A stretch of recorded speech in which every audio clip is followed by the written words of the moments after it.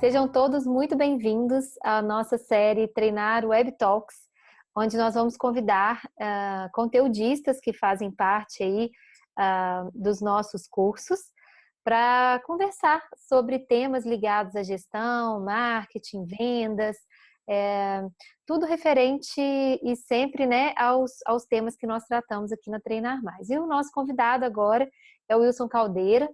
Seja bem-vindo, Wilson, muito bom tê-lo aqui conosco. Oi, Letícia, obrigado, agradeço muito o convite. Eu acompanho há bastante tempo o trabalho da Treinar Mais e eu acho que a metodologia e a forma como vocês cuidam dessa questão do ensino à distância é o lugar certo para a gente estar colocando as coisas que a gente conhece e fico feliz por poder contribuir com esse conhecimento na área de vendas. Poxa, nós que ficamos muito felizes, viu, Wilson?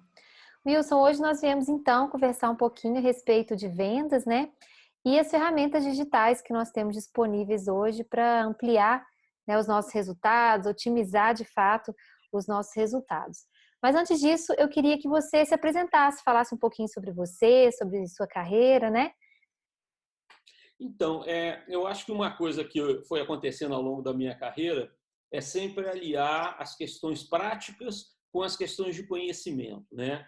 Eu atuei em área técnica, na área de software, eu atuei como vendedor nessa área também, e aí eu quis entender mais como é que vendas se inserir estrategicamente na empresa, e aí eu tive uma formação em marketing, fui diretor de marketing e vendas de algumas empresas. Hoje eu estou fazendo um mestrado de inovação na Universidade do Porto, enfim. Eu espero que essa conjunção de fatores aí sirva para ajudar as pessoas no seu dia a dia, na sua profissão. E com certeza vai, né? O tema hoje aqui é muito interessante. E por isso mesmo, para puxar as questões interessantes, diferentes, né? Eu queria saber de você o que é exatamente uma máquina de vendas. Interessante, Letícia. Esse termo ele foi cunhado por Aaron Ross e ele é muito próprio porque quando você tenta estabelecer um processo que eles tenha um nível de repetição e algum nível de previsibilidade, é a ideia da máquina, né? Foi até a ideia da Revolução Industrial, você ter processos que se repetem e que você, dado uma entrada, você consegue ter uma previsibilidade até o fim desse processo. Além disso, o que está por trás desse conceito, ou que ajuda a formar esse conceito de máquina de vendas, é algo que, assim, né, um carro sem combustível ele não anda. E vendas, o que é o combustível das vendas? São os leads, são aquelas empresas candidatas a eu vender para ela. E uma coisa que o Aaron Ross mostra muito claramente, e esse conceito é muito interessante, é que não tem um tipo de lead melhor ou pior. A sua empresa pode lidar com um, dois ou três tipos. Um tipo está muito ligado à questão de quem procura você pelos meios digitais. Então, você vai usar ferramentas digitais para que esse potencial cliente, o lead é um potencial cliente, chegue em você. Tem outros que você vai procurá-los porque você se interessa, você quer que eles sejam seus clientes, então você vai procurá-los. E outros são aqueles que já são seus clientes e você quer vender mais para eles. Essa para mim, é a classificação básica que é feita por ele no livro, e isso é fundamental para entender como que os leads podem ser estruturados na sua empresa. Ótimo, Wilson. Então, só para deixar mais claro, né, para quem é leigo, para quem ainda não teve contato, né, com esse assunto, né, relativo a ferramentas digitais de vendas.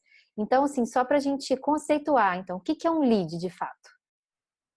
O lead é um potencial cliente para a sua empresa. É Ótimo. uma empresa, se você vender para a empresa, ou uma pessoa, se você vender para a pessoa, que se enquadra dentro daqueles critérios que você fala, se tiver essas características, é um potencial comprador para o meu produto, para o meu serviço.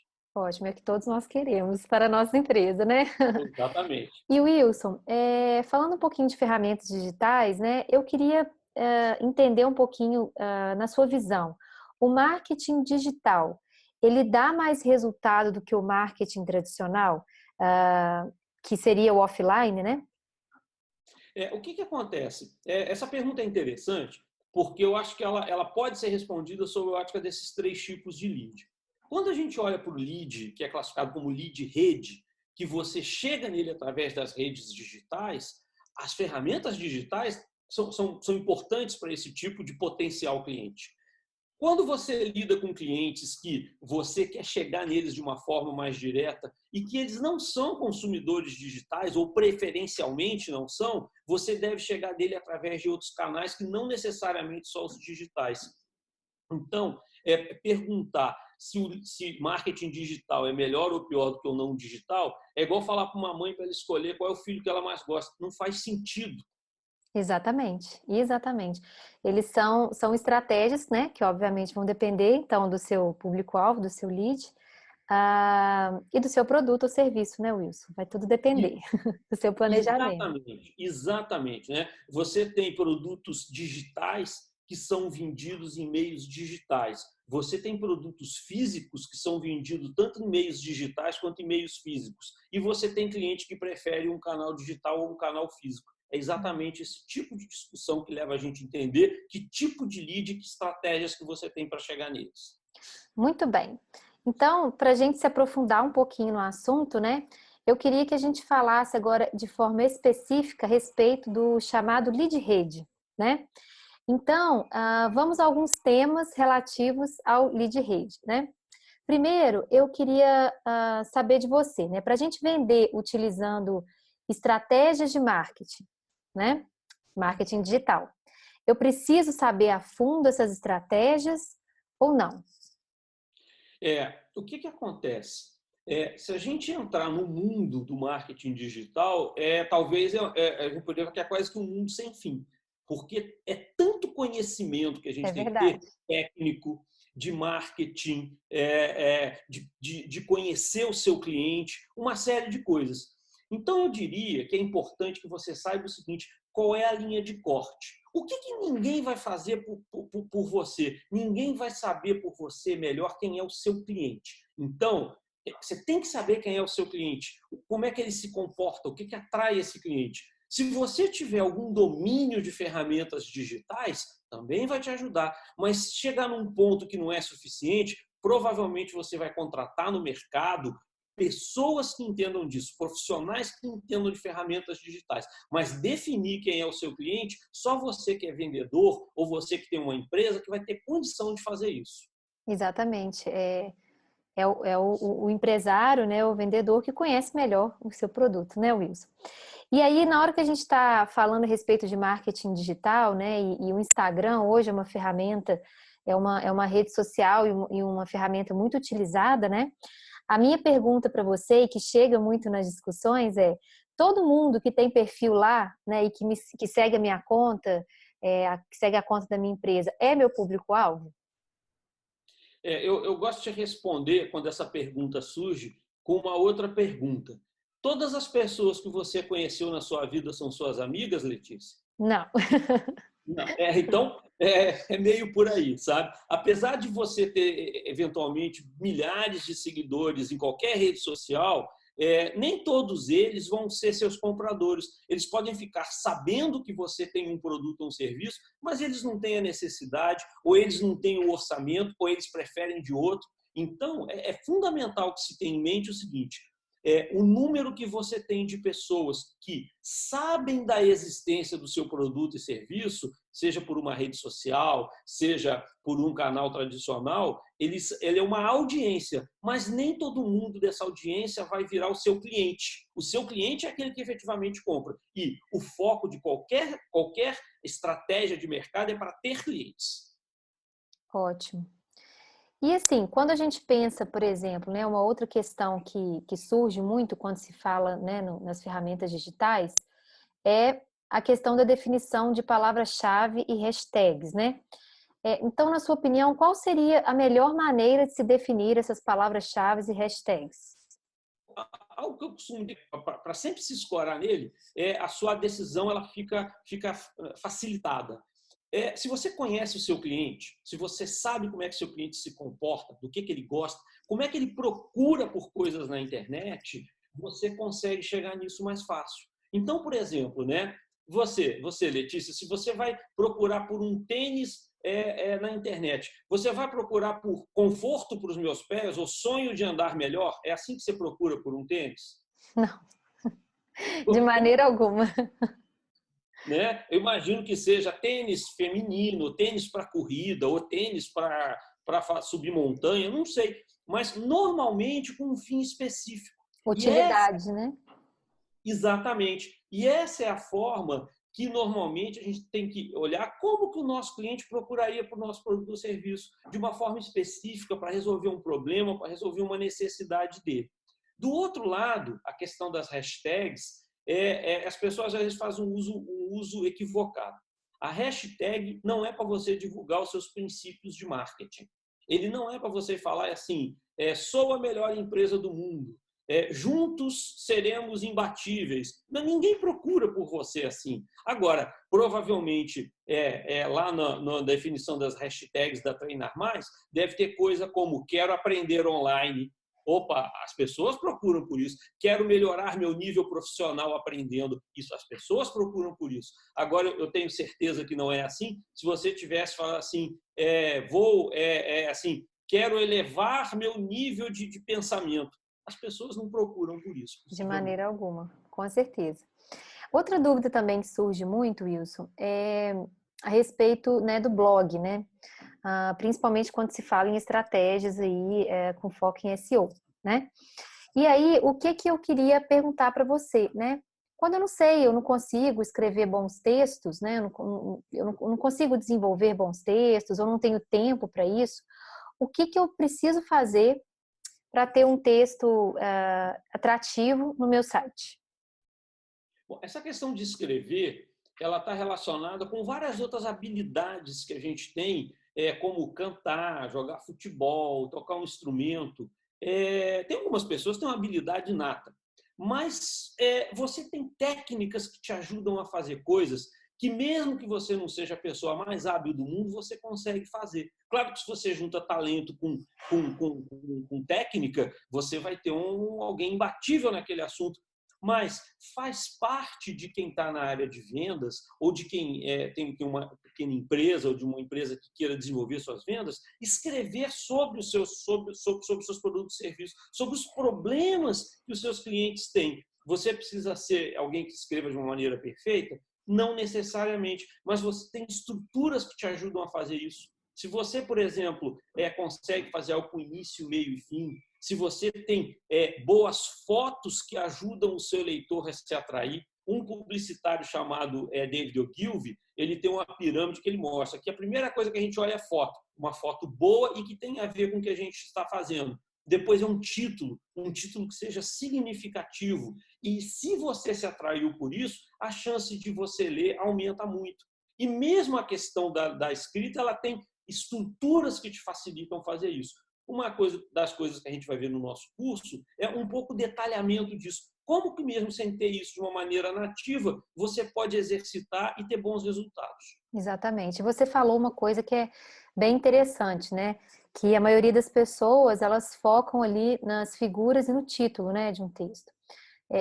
Então, nesse caso, né, por que eu preciso, de fato, escrever um bom texto? Né? Pois não, essa pergunta é legal. Mas se ele só olha a figura e o título, né? Mas pensa bem, essa é exatamente aquele momento de quando você é fisgado e dá promessa. O que te fisga é a foto e o título. Mas aí você vai ler, e se a leitura for ruim, você abandona. Exatamente. Não é o texto que atrai, mas é o texto que te mantém e que te leva a querer saber mais sobre aquilo que está sendo falado ali. E que traz também autoridade, né? Enfim, a gente trata isso lá no curso, né, Wilson, mais a fundo. Exatamente. Eu diria que se você tem uma foto boa, um título bacana, mas o conteúdo é ruim, é mais ou menos aquela figura que a gente fala, comprou o livro só pela capa. A capa é bonita, mas dentro não tem nada. E aí, assim, para a gente fechar esse papo, né, que é relativo ao leads rede, né, aos tipos de lead rede, eu queria saber de você, né, como é que eu sei que a minha estratégia de comunicação digital, ela está de fato funcionando, né? Tá. Tem uma série de indicadores intermediários que eles podem ser usados, mas a essência o indicador final, que é aquele que mostra que deu resultado, é você converter em vendas. Se as suas estratégias levam para as vendas que você está imaginando, sua estratégia está dando certo. Se não converteu em vendas, você pode estar até criando uma audiência, mas o teu objetivo não é necessariamente criar audiência, o seu objetivo é vender. Eu costumo dizer o seguinte, se você ganha dinheiro com like, então ótimo, sua venda é like. Agora, se você ganha dinheiro com as pessoas fazendo download do seu produto e serviço, não é like só que você tem que medir. Você tem que medir quanto download ele faz. E assim, se você vende tênis pela internet, é quantos tênis você vendeu por causa da campanha. Essa é a medida final. Mas você pode ter instrumentos para você medir de forma intermediária para ver se você está atraindo mais ou menos público. E essa mensuração constante, ela é extremamente importante, né? A gente precisa ter estratégia com indicador, né? Senão a estratégia, ela simplesmente fica ali sem sentido, né? É isso mesmo. Um dos cursos que eu fiz, eu ouvi uma vez uma colocação que eu achei interessante, que essa questão de você medir na questão estratégica é igual carro, né? A gente tem farol baixo e farol alto. Se você ficar usando só o farol baixo, à noite, você vai bater numa curva. E se você ficar usando só farol alto, você não vai ver o buraco que está na sua frente. Então, para você ter esse monitoramento de vendas, é farol baixo, para você ver os intermediários, e farol alto, para você ver se lá na frente você vai ter venda. É a mesma analogia. Muito bom, excelente. Bom, agora eu quero ir lá para aquele termo, né? Lá para o próximo lead que a gente também trata lá no nosso curso, que é os leads-alvo, né? E aí eu venho trazendo um questionamento para você que também gera muita dúvida e é um termo diferente, né? Que é o que é exatamente o cold call, né? É uma expressão assim tão diferente. Eu até conhecê-lo, né? E ter aí a sua consultoria, eu ainda não tinha escutado esse termo. Então explica para gente um pouquinho o que significa o cold call. Tá. O que acontece? Imagina que você toca seu telefone aí daqui a pouco, aí você atende e para variar é alguém querendo te vender um novo plano de telefonia celular. Qual que é a sua reação? Vou agradecer educadamente, mas eu vou desligar, eu não vou querer ouvir. Tá Lógico. bom. Eu tenho um pouquinho de dúvida do tão educadamente, mas vamos lá, faz parte da sua índole ser bem educado. O que acontece? Esse é um exemplo de cold call. É quando eu ligo para alguém para tentar vender alguma coisa e eu não tenho nenhuma informação a respeito dele. Eu vou tentar o máximo, pode ser que alguém toque, tá? Bom, mas quando eu estou tratando do outro tipo de lead, que é o lead-alvo, significa que eu elenquei lá ou um conjunto de empresas, ou um conjunto de pessoas que eu falo, eu quero que eles sejam meus clientes, eu não vou só ficar esperando eles chegarem em mim, eu vou neles. A maneira anterior que tinha, que a gente chama simplesmente cold call, era isso, eu vou ligar e vou ver se ele quer. Bom, o Aaron Ross criou o termo cold call 2.0. Esse termo cold call 2.0, ele é feito exatamente para que você consiga ter alguma informação anterior. Vamos imaginar que você queira vender algo para um gestor de RH, ou para um superintendente de vendas, ou para uma pessoa mesmo, mas é saber alguma coisa antes, trocar uns e-mails, conversar com outras pessoas. Imagine, Letícia, que alguém ligasse para você e falasse assim, Letícia, eu quero te oferecer um plano de celular que você vai falar exatamente a mesma coisa que você fala hoje, só que você vai ganhar 50% de desconto. Você continuaria essa conversa? Ah, mas é claro. Porque isso te interessa. Sim. Tá? Então, a questão do Cold Call 2.0 é focar naquilo que interessa as pessoas. Eu tenho que ter alguma informação prévia para fazer esse tipo de coisa. Wilson, e a gente pensando numa estrutura de vendas, né, no setor de vendas de uma empresa, dentro dessas questões do cold call, do processo do cold call, o que você acha melhor? A gente concentrar todos os processos em um vendedor só, tá? Em uma pessoa, um profissional só, ou a gente distribuir todas as etapas do processo para perfis diferentes? Quando a gente, voltando para o nosso conceito de máquina de vendas, e máquina significa que você tem processos especializados, E juntando isso com a característica das pessoas, com a sua personalidade, esse, aliás, é um tema que nós vamos explorar no curso de vendas pessoais, que eu espero estar participando de um próximo papo com você aqui. Então, para a gente aproveitar melhor a característica das pessoas, isso deve ser separado. Por quê? Tem pessoas que são muito boas para abrir relacionamentos, para fazer uma sincronia com as pessoas, para ouvir o que elas têm. E outras são muito boas para concluir assuntos, para fazer o fechamento de vendas, sabe? É possível que essas duas características coexistam numa pessoa? Sim, mas é mais difícil. Então, essa separação pela aptidão e pelo momento da venda, eu tenho um momento que eu quero saber se a pessoa efetivamente está interessada no que eu tenho. E aí eu tenho que abrir as possibilidades. No outro momento, eu quero fechar, eu quero falar o seguinte, mas olha, então se você precisa, vamos fechar? Por isso é que é melhor você separar por etapas e de acordo com a personalidade de cada pessoa envolvida. E daí a importância, né, da gente ter um processo de recrutamento e seleção muito bem feito, né, e direcionado já também para todo esse processo aí, se assim você decidir, né, instaurar a máquina de vendas na sua empresa, né, fazer o processo de recrutamento e seleção de pessoas já com foco na instauração dessa máquina, né, Wilson? Bom, e agora, para a gente encerrar o nosso papo, eu queria te fazer uma pergunta relativa ali aos leads semente, né? Para você, como que eu posso vender mais para aqueles clientes que já fazem parte da minha base? Ok. Se alguém te dá uma sementinha de presente, o que você faz com ela? Eu vou plantar, vou colocar num vasinho, vou regar. Isso aí, eu botei no vasinho, vou regar, ou seja, você vai cuidar dela. Se você não cuidar dela, Exatamente. ela morre, tá? Que é o que acontece com seus clientes. Se a gente não cuidar dos clientes, eles não vão morrer, mas eles deixam de ser os nossos clientes, ou seja, a relação comercial morre.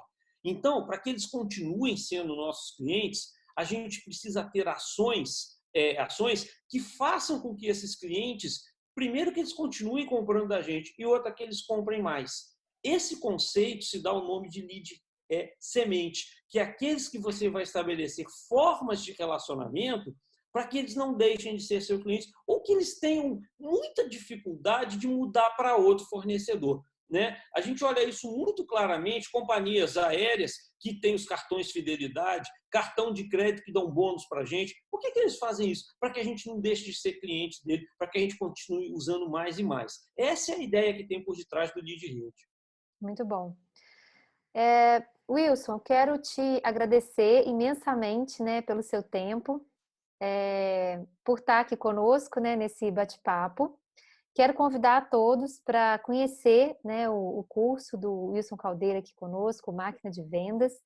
É um curso surpreendente, prático, mão na massa, e que a nossa proposta é que ao final dele você tenha um planejamento, né, utilizando-se das ferramentas digitais, né, que a gente tem disponível para otimizar realmente seus resultados. Então, quero convidar a todos, né, para acessar o link que está aqui na descrição do nosso bate-papo e conhecer o curso. Wilson, gostaria de falar alguma coisa para a gente encerrar? Eu espero que esse bate-papo, que foi acho que muito interessante a forma que você colocou algumas questões aqui, seja útil para as pessoas na sua vida profissional, na sua vida pessoal. E realmente, acho que o curso pode trazer um aprofundamento maior. Também queria deixar um convite para quem quiser aprofundar um pouquinho mais, acho que vai ter uma experiência boa. Obrigado, viu, Letícia? É um prazer estar com você aqui. Muito bom, Wilson. Obrigada. A gente que agradece e até a próxima. Tchau, tchau. Tchau.